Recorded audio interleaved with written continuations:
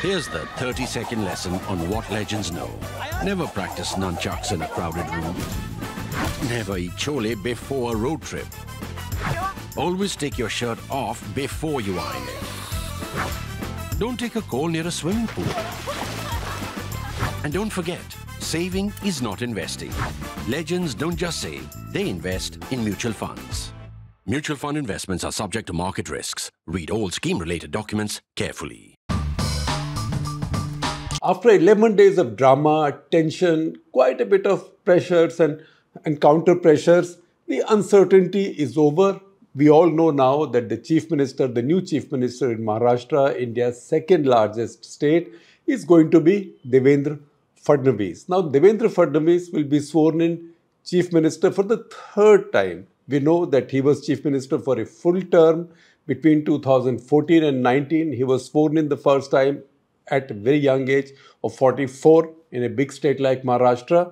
Then, once he was sworn in the drama that took place after the 2019 elections, when the coalition that effectively he was leading, that got enough seats between the BJP and its partner Shiv Sena. They had enough seats. They had a comfortable majority, but Shiv Sena under Uddhav Thackeray decided to go the other way because they wanted the chief ministership for Uddhav Thackeray. In that process, in that tod mode, for a very short while, Devendra Fadnavis was again sworn in chief minister along with Ajit Pawar, who said he was taking out all the MLAs or bulk of the MLAs from Sharad Pawar's NCP. That, however, did not sustain. That chief ministership lasted 72 hours. So for the third time, he is now being sworn in as the chief minister, and that's quite a return for him. So that's a very significant story. The uncertainty so far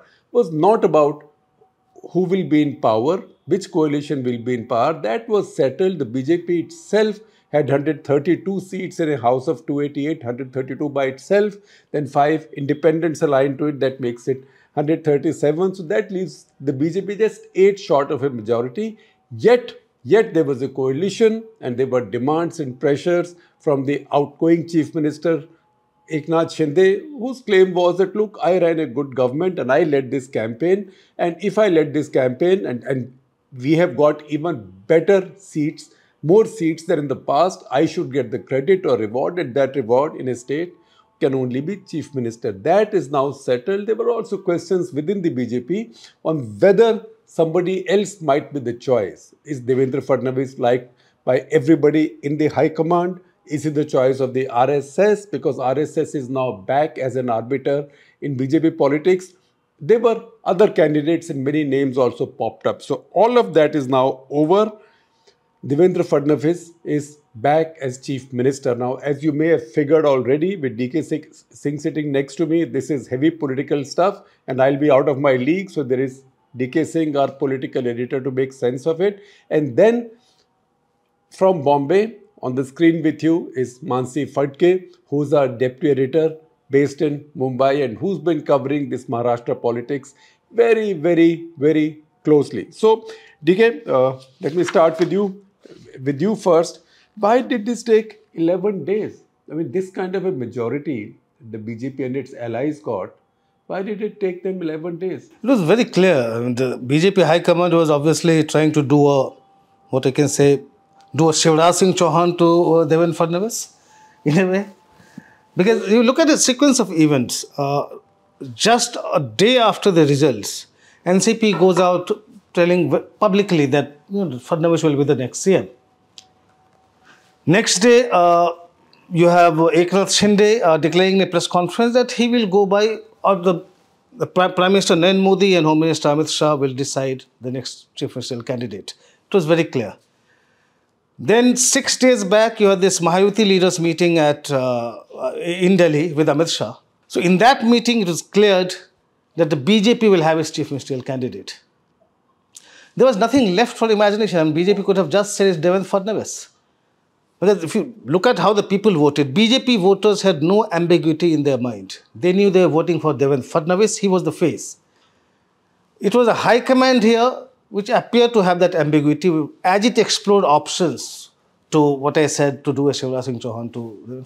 So explain the meaning of doing a Shivraj Singh Chauhan.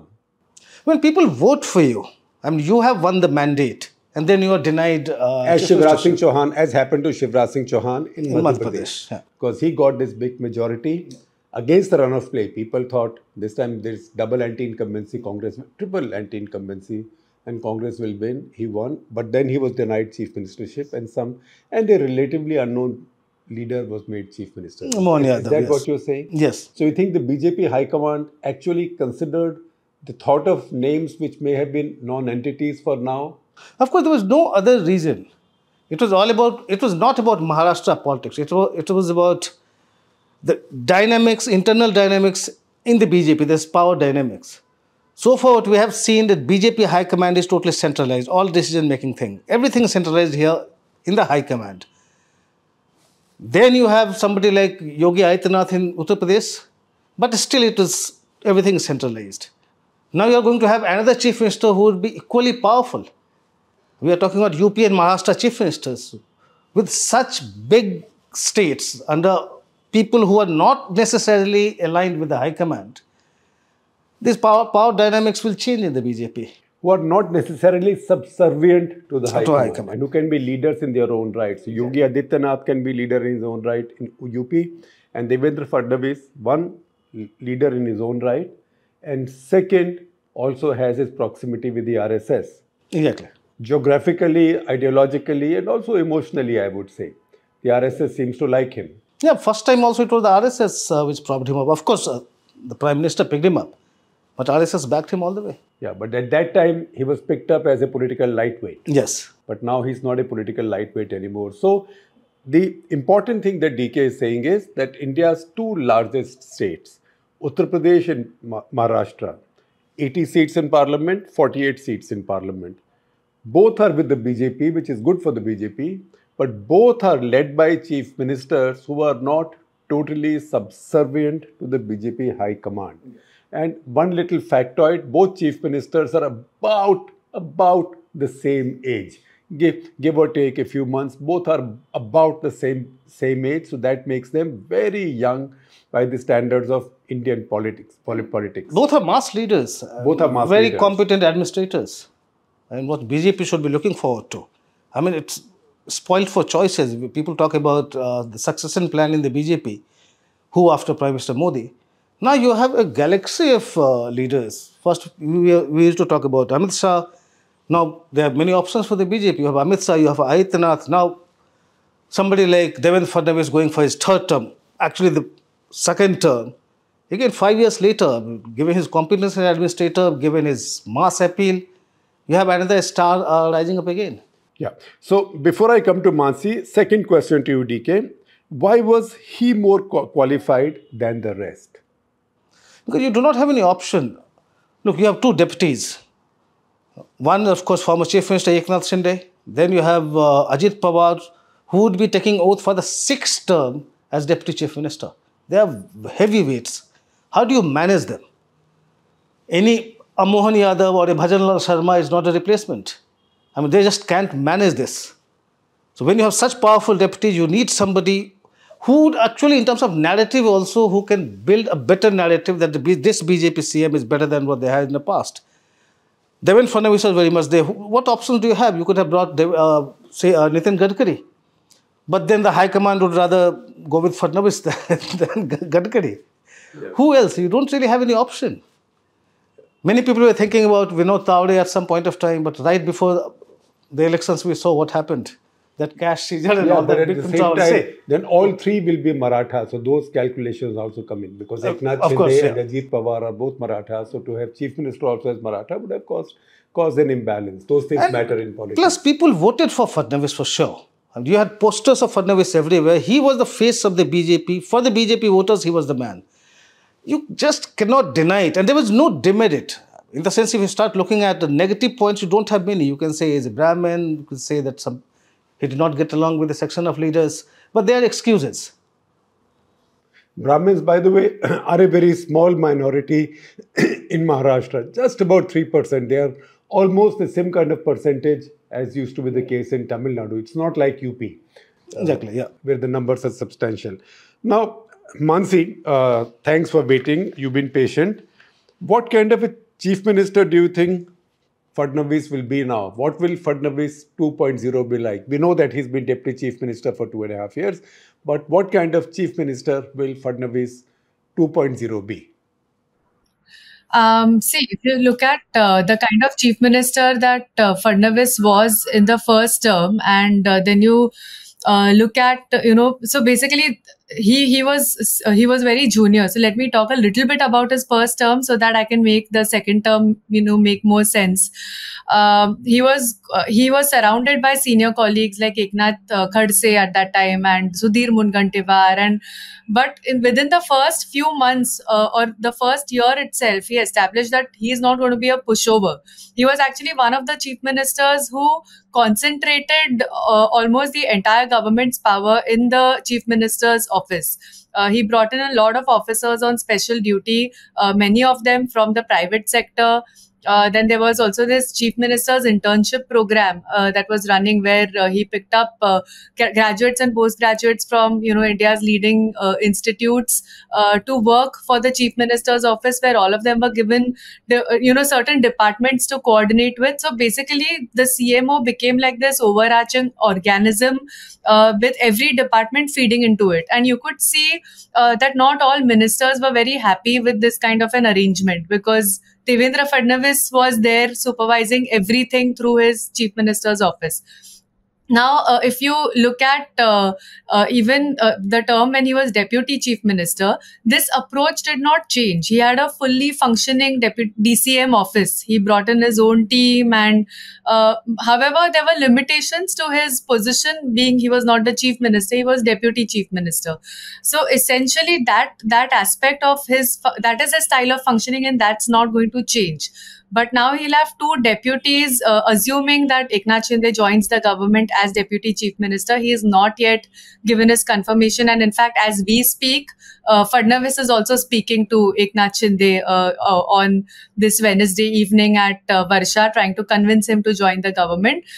So we don't know who all are taking over tomorrow. But assuming Eknath Shinde also joins the government, he will have two strong deputy chief ministers who might, and there will be some friction with them with this model of functioning, where he is concentrating all power within the chief minister's office. But then officials and BJP leaders also say that with the kind of mandate that the BJP has got, the two leaders will not be able to throw tantrums beyond a point, because they know that the BJP doesn't have much to lose, but they do. However, if you look at how Ajit Pawar's style of functioning has been, he's an experienced administrator. He's also mature to a certain extent in handling coalition politics. But he has had a share of friction with Eknath Shinde when he was chief minister and Ajit Pawar was finance minister. They had their squabbles over certain proposals that the CM wanted to pass and finance department had an objection for. Even when he was deputy chief minister to Uddhav Thackeray, at that time I remember he had, through the general administration department, twice gotten this resolution passed that every file that goes to the chief minister's office should also be marked to the deputy chief minister's office. So this need to know everything. And that is also fundamentally how Ajit Pawar works. So there will be some fireworks in that model of functioning. The other thing that, which will be different between Fadnavis 1.0 and 3.0, I'm skipping 2 because that was only 72 hours, is that when Fadnavis first took over as chief minister, he was very skeptical of the bureaucracy. In fact, there were occasions when he made his distrust of the bureaucracy public by saying that the second rung and the third rung civil services officials are not falling in line. He didn't say it to this extent, but they'd just come out of a 15-year Congress NCP rule, and it took some time for Fadnavis said that it was taking some time for them to accept the new administration. Now, however, 10 years down the line, with 5 years in power, 2.5 years in opposition, 2.5 years as deputy chief minister, Fadnavis has identified his men.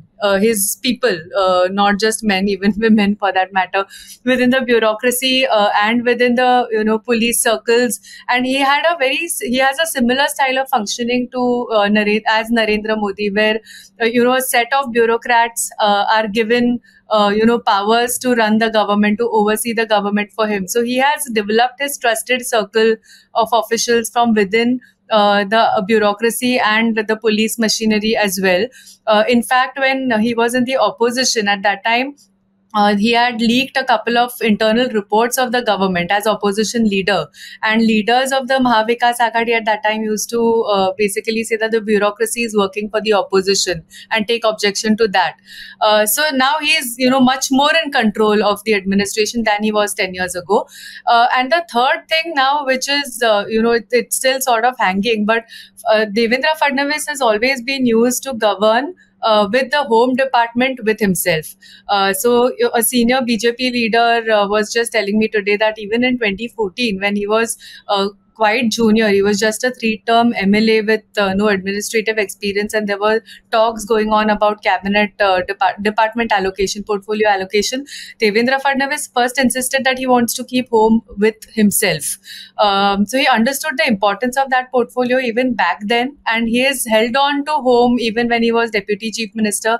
This time with Eknath Shinde having had to give up the chief ministership, the party has been insisting on getting the home portfolio, because a DCM portfolio plus home will give it much more clout. Finance, which is the other important portfolio, is most likely going to go to Ajit Pawar. But then without the home portfolio, what important portfolio is the CM really left with? Urban development, yes, but it doesn't have, the kind of overarching powers that you get with a finance or home, because you are controlling the coffers and security. So that question is yet to be resolved. If we'll need to see which way that particular aspect goes. Once, if I may add here, home is not just about security. As the chief minister, you need to have your eyes and ears everywhere. And that's what home portfolio brings to you. I didn't want to say it quite like that, but yes. Yeah, if your deputy has the home portfolio and the police and the CID and the special branch and intelligence, and we know that in Maharashtra and Mumbai, the police has all kinds of abilities to eavesdrop, etc. We've seen that movie in the past, right? A DG level officer was arraigned under some charges. So given all of that, I don't think any chief minister wants his deputy, that to a deputy from another party, to have the home portfolio. Unless DK, they do it like they used to do in the old days in Punjab and Haryana. That's what I remember, that there the home minister will have full charge of the police, but CID or special branch will remain with the chief minister. So intelligence will remain with That was the point of contention between Anil Vij and Manohar Khatte in Haryana. In Haryana, yes. Yes. So, but then in the Congress NCP government in Maharashtra, just to add this, the Congress always had the chief minister's post, and the NCP always had the home minister's post. Yeah. So that was the arrangement. So urban development in Maharashtra is not a bad ministry because Maharashtra is urbanizing. There is Bombay, Mumbai, there is Pune, there is now other cities coming up. Aurangabad is growing, Nagpur is growing. So urban development, depending on how you want to run it, either you can use it to make a big impact by really turning around your cities and urbanizing the state, and that's the need of the hour for the country in the national interest, or it could be the most lucrative ATM, at least in India, if not one of the most lucrative in the world. Manasi, talking about his style of functioning, as we were discussing a few hours back, you talked about his war room in his first term. That sounded very interesting. Can you share it with others? Yeah. So actually, Devendra Fadnavis. This is the war room Devendra Fadnavis set up in his first term. For clarity, yes, go ahead. Yes. So Devendra Fadnavis at that time brought a very corporate style of, professionalism into governance. And the state had just come out of a 15-year-old Congress NCP rule. A lot of showpiece projects were languishing for lack of clearances, lack of environmental clearances also, many of them. And what he did was basically he set up a physical space on the 7th floor of the Mantralaya building, where at least once a month, the war room used to meet. The war room used to have representatives from every department. And when I say representatives, it used to be the principal secretary, the head of every department had to be present for the war room meeting. The chief minister himself would also attend, and there was also an IAS officer who was appointed as the head of the war room. And in the war room meetings, they used to do a very clinical analysis of even the smallest obstacles that lie before the set of infrastructure projects. Like maybe for a metro project, there is this particular stretch is stuck because the collector is yet to hand over this particular land to the implementing authority of the metro project. And right there and then, with everybody present, Fadnavis used to give orders that make sure I'm giving you 10 days by the end of 10 days this handover should be done. Give me a report. One of the OSDs used to be asked to ensure that there is a follow up, and that within 10 days it actually happens. So there was a series of war room meetings over 2.5 years, and actually a lot of roadblocks that these projects were facing were cleared. In fact, we had done a detailed story on the war room meetings back then as well. So we'll probably share a link with this episode of how it functioned.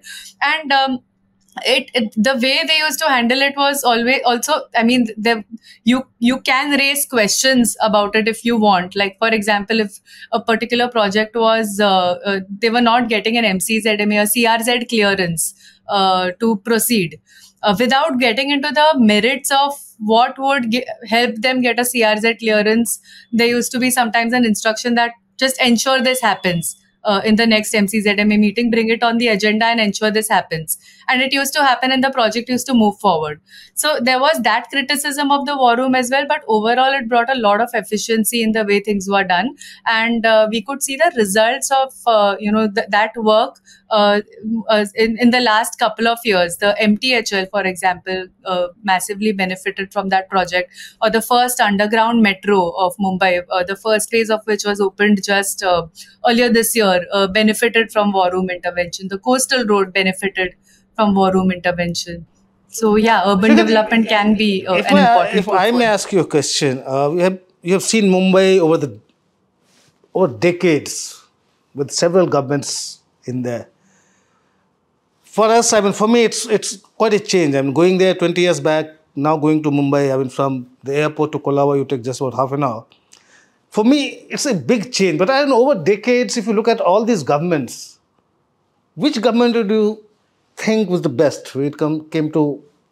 Well, when it comes to infrastructure, I would say this half-term government of Mahayuti was the best, because these projects had been there. These had been visualized in the Congress era. But on one ground or the other, each one was blocked. I have seen so many plans on Dharavi come up and go. And it sort of hurts me as an Indian, this glorification of Dharavi, poverty porn, or Juggi Jhopdi porn, or slum dweller porn. Movies are made, award-winning books are written. Now, these are human stories, and stories about the poor should also be told. That's okay. But must the poor remain poor and live in subhuman conditions forever? And I mean, if I don't have to live in those streets, right, then maybe I can find them romantic and I can watch these movies, right, and say, oh, this is fantastic. And I can then sexify that lifestyle. But living there, the same people, they work very hard. They deserve to live much better, particularly when they live in a city which produces so much of India's wealth. And then you say, oh, on the one hand, you have the super rich living in Bombay. On the other hand, you have these poor fellows, right, who come into land in Bombay airport, and you see this. And then you have the movies and things. So I think this has been addressed so many times, and every time this has got caught in politics. So there was a time when Sharad Pawar, when he became chief minister, he tried to do a few things.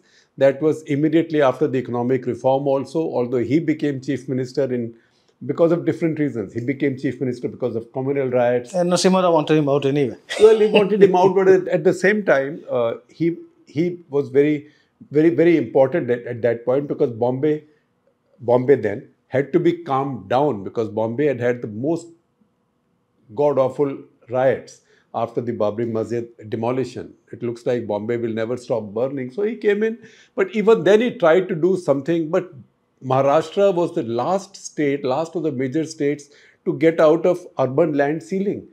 Even when Congress party was in power in Maharashtra, Congress was in power in Delhi, Manmohan Singh government had linked funds under Jawaharlal Nehru National Urban Renewal Mission to states repealing the Urban Land Ceiling Act. But Maharashtra was the last because Congress politicians knew that that was also an ATM, right? Who wants to let go of an ATM? So a lot of that has changed now.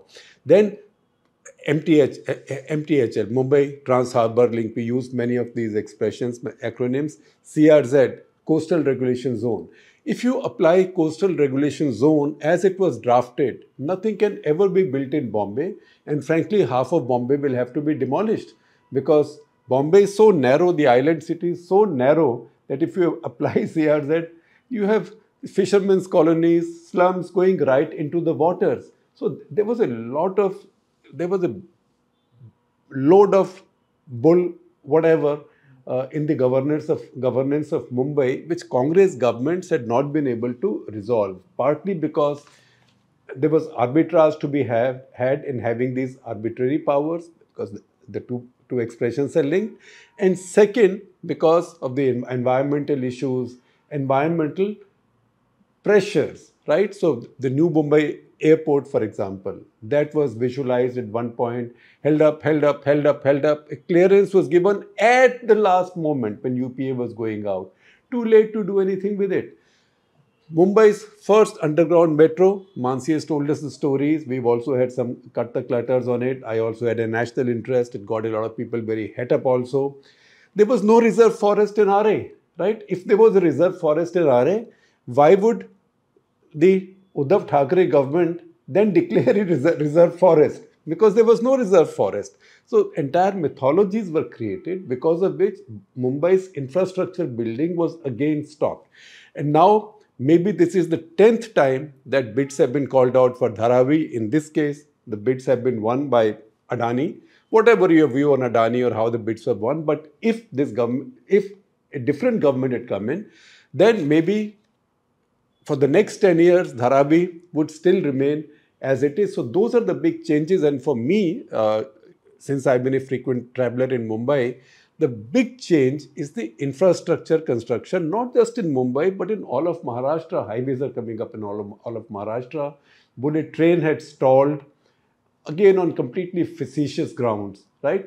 Bullet train is now being built. Mumbai Trans Harbour Link has been built.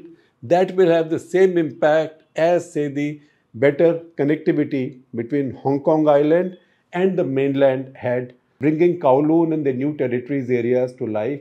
Also, central to that was also the new Hong Kong airport.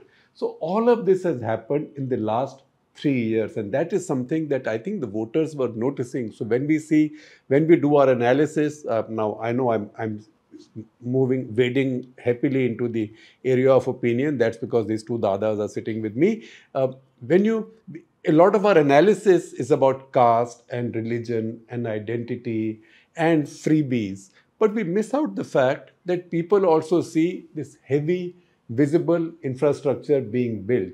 And they all benefit from it. Now, I can say that, I can now go even in heavy traffic hours in 40 minutes from Mumbai airport to the other end of Nariman Point, right? So it doesn't just benefit the well-to-do, it benefits everybody. And now if more can be invested in public transport, if all local trains can be made air-conditioned. So I did write a column once in the Writings on the Wall series, which was actually, there were two columns. One was called Mumbai, Mumbeye, and the other was called Nami Kolkata, saying that Bombay is now getting decrepit and run down like Kolkata has become. So you now see that a lot of change has taken place, and hopefully this change will continue. So voters reward this change as well. That's my view since you asked for it. Now, Mansi, who are the other key figures in Maharashtra politics on Mahayuti's side? Other key figures, meaning we'll have to actually wait and see what the larger cabinet looks like this time, because they've still not given any clarity on who all are taking oath tomorrow. Is it going to be just the chief minister and two deputy chief ministers? We also don't know whether Eknath Shinde is going to join the government. From Eknath Shinde's side, there were a lot of hopefuls the previous time who were hanging on, waiting for a cabinet expansion. Which never happened. For example, there is Sanjay Shirsat, who has been an MLA, who has been a aspiring minister. There is Bharat Gogavale, who has again been an aspiring minister, who might want to, have some share of power this time. Among the leaders who were part of the previous cabinet were Deepak Kesarkar, whose name again Shinde has recommended this time. From within the BJP also, there will be aspirants like Pankaja Munde will probably want a cabinet berth this time. She's fine. She's become an MLC now. And last time, in fact, there was some friction between Devendra Fadnavis and Pankaja Munde, and her wings were clipped midway. Some portfolios were taken away from her. So we'll actually have to, there's Sudhir Mungantiwar, who's handled the finance portfolio very well under the Fadnavis 1.0 government. There's Chandrakant Patil. So we'll actually have to see the longer list. Girish Mahajan. I mean, there are many aspirants and, experienced ministers now that the BJP has been in power for, in the last decade, has been in power for 7.5 years at least. So hopefully in the next few days, we'll get some clarity on this. And DK, let's not forget the losers in this case. What happens to the losers? What's their future? Very uncertain, very uncertain. And the Congress in Thakre's case, we'll have to wait for this municipal corporation election in Mumbai. That's very important for his survival. For Sharad Pawar camp, we have to see, because we're talking with some leaders of the NCP, that is Ajit Pawar's party, and they were telling me that at least a couple of them started getting in touch with Ajit Pawar's camp right after the results. So we don't know how they are going to keep their flock together. But for Uddhav Thackeray, for sure, this Mumbai Municipal Corporation is very important, behind Mumbai. And that was the argument given by Eknath Shinde, that you do not give us the chief ministership. You are actually probably giving a new leash of life to Uddhav Thackeray. In Mumbai Municipal Corporation election. Yes. Brihan Mumbai. Yeah, because if Uddhav survives there, he gets a new life. But if Eknath Shinde's Shiv Sena is able to reclaim everything, then that's the end of the story for Uddhav Thackeray. Yeah. And Manasi, what future do you see? You have the last word. What future do you see for these other parties who've lost out? Because they are also formidable in their own right. Right. So, see, Congress really needs to honestly introspect and get its act together in Maharashtra and probably have a leadership rejig as well. For Uddhav Thackre's Shiv Sena, as DK said, the Mumbai Municipal Corporation elections are very important. So are, municipal corporation elections in Nashik for them. Aurangabad is important for them. Chhatrapati Sambhajinagar, as they call it now. Then Kalyan Dombivli is important for them. These are municipal corporations that the undivided Shiv Sena. Thane also has held in the past. So these can be lifeboats for the party. The results have now shown that Uddhav Thackeray is largely a Mumbai-based party, Uddhav Thackeray's Shiv Sena, because 10 out of its 20 seats came from Mumbai, and it managed to retain its Marathi bastions of Dadar, Parel, Shivri, Lalbagh, Worli, those areas. But you could also see that the BJP's footprint is growing much rapidly in Mumbai, because BJP won the highest number of seats. Last time also, when the Shiv Sena and BJP had contested in 2014, they had contested solo. In 2019, they had contested in an alliance, and both times they ended up being almost equal, with just one seat here or there. 2017 Mumbai Municipal Corporation elections, the BJP had won just 2 wards less than the Shiv Sena, undivided Shiv Sena. So the BJP is a major challenger to Uddhav Thackeray in Mumbai rather than Eknath Shinde's Shiv Sena. Of course, the BJP may use Eknath Shinde's Shiv Sena to help fuel its ambition in the city. Yeah, please. Totally depends on when the corporation elections are called, because that's still another question. One last thing I would like to point out here is the best thing for Maharashtra is these three are all very competent and very hardworking people.